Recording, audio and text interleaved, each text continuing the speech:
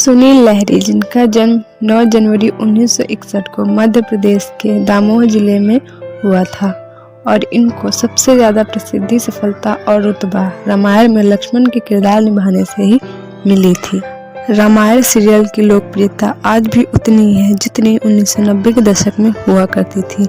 Lockdown में दर्शकों की विशेष मांग पर रामायण टेलीकास्ट हुआ, जिसमें टीवी सीरियल के सारे रिकॉर्ड तोड़कर सबसे ज़्यादा टीआरपी पर चला, जैसे कि पहले चलता था। सुनील लहरी जी की पढ़ाई लिखाई दमोह जिले से ही हुई थी। उसके बाद अपनी 12वीं पूरी होने के बाद कॉलेज की पढ़ाई में लहरी जी ने बीए मुंबई से किया और अपनी कॉलेज की पढ़ाई पूरी की। लहरी जी बहुत ही सामान्य परिवार से संबंध रखते हैं और पहले अपने पिताजी पर निर्भर थे, क्योंकि इनके पिताजी शिखर चंद्र लहरी मेडिकल कॉलेज भोपाल में प्रोफेसर रह चुके थे।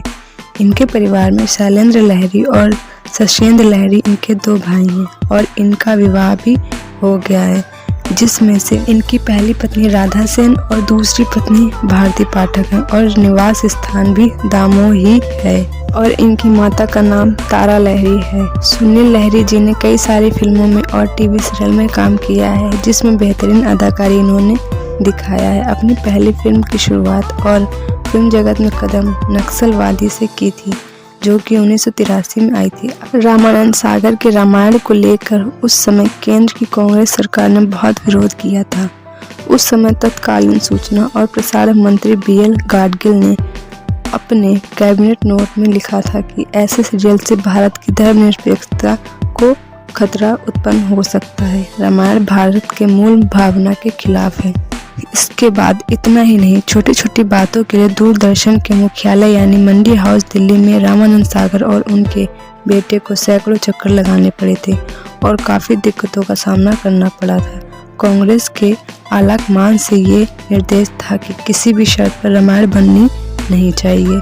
छोटी सी बात के लिए भी खुद रामानंद सागर को दिल्ली बुलाया गया था और इन्हें बार बार जाना पड़ता था। परेशानी इतनी बड़ी कि रामानंद सागर जी मंडी हाउस के पास एक मकान किराए पर लेकर रहने लगे।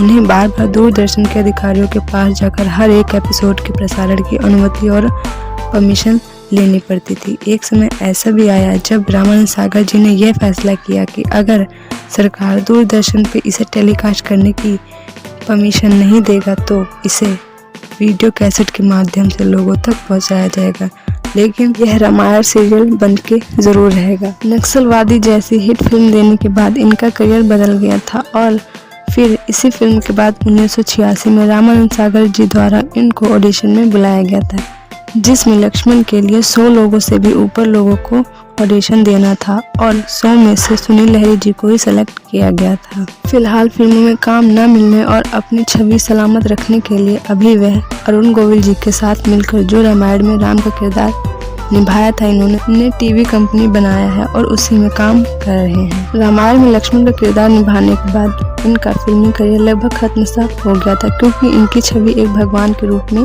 लोगों के सामने आने लगी थी।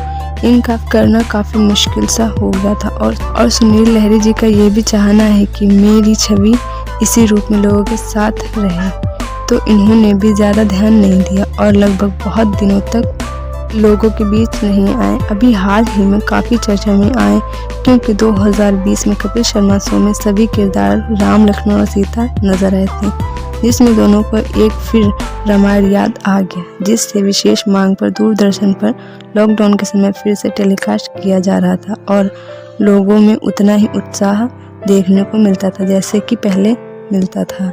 और इन लोगों का ये भी कहना था कि ये लोग कहीं भी घूमने जाते थे तो इनको लोग देखकर भगवान मानते और चरण स्पर्श करते, और सुनील जी ये भी बताते हैं कि अभी भी लोग उन्हें इसी तरह से भीड़ में उन्हें लगता है।